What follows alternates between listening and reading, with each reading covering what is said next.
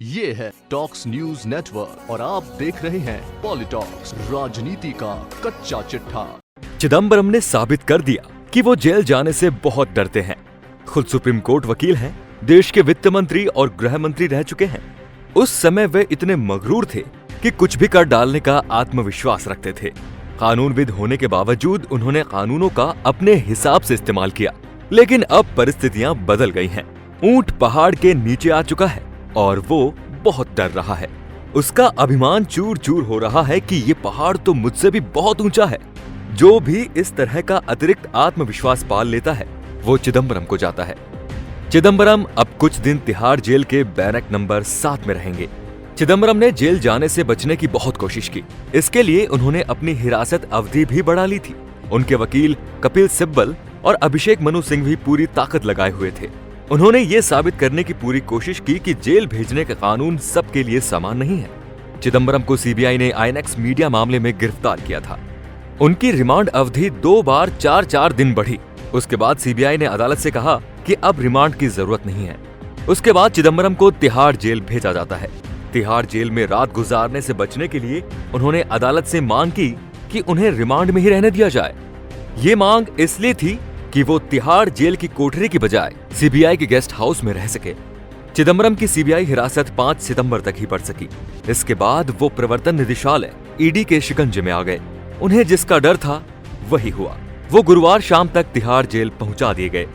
सिब्बल और सिंघवी ने अदालत में दलील की कि चिदम्बरम की उम्र और सेहत का ध्यान रखते हुए उन्हें तिहाड़ जेल न भेजा जाए। चिदम्बरम की उम्र 76 साल है। हालांकि ये बात अलग है कि 70 बार कई बुजुर्ग तिहाड़ जेल में बंद है। गिरफ्तार होने के बाद रिमांड अवधि खत्म होने पर आरोपी को जेल भेज दिया जाता है।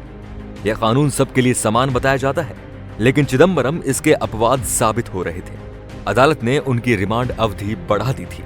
इतनी कोशिशों के बाद भी भाग्य ने साथ नहीं दिया। माथे पर रखा अक्ल का टोकरा भी कोई काम न आया। सीबीआई से मुक्ति मिली तो ईडी ने पकड़ लिया और हिरासत मांगने की बजाय न्यायिक हिरासत में भेजने का अनुरोध कर दिया। पूछताछ बाद में होती रहेगी। फिलहाल चिदम्बरम ने अपराध के मामले में जेल में दिन काटने वाले देश के पहले पूर्व गृह मंत्री होने का कीर्तिमान अपने नाम कर लिया है। जब चिदम्बरम गृह मंत्री थे तब अमित शाह को तिहाड़ जेल में रहने का अनुभव प्राप्त हुआ था।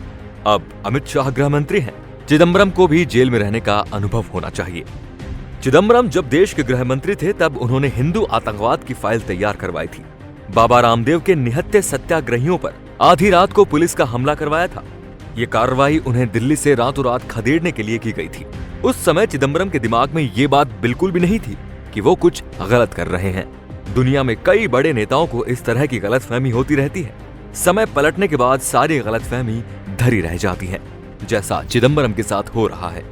चिदम्बरम अगर जेल जाने से किसी भी तरह बचते रहते तो लोग यही समझते कि कानून सबके लिए समान नहीं है। लेकिन अब ये आरोप नहीं लगेगा। सुप्रीम कोर्ट ने चिदम्बरम को अग्रिम जमानत देने से पहले ही इनकार कर दिया था और उन्हें जमानत के लिए स्थानीय अदालत में अर्जी देने को कहा था।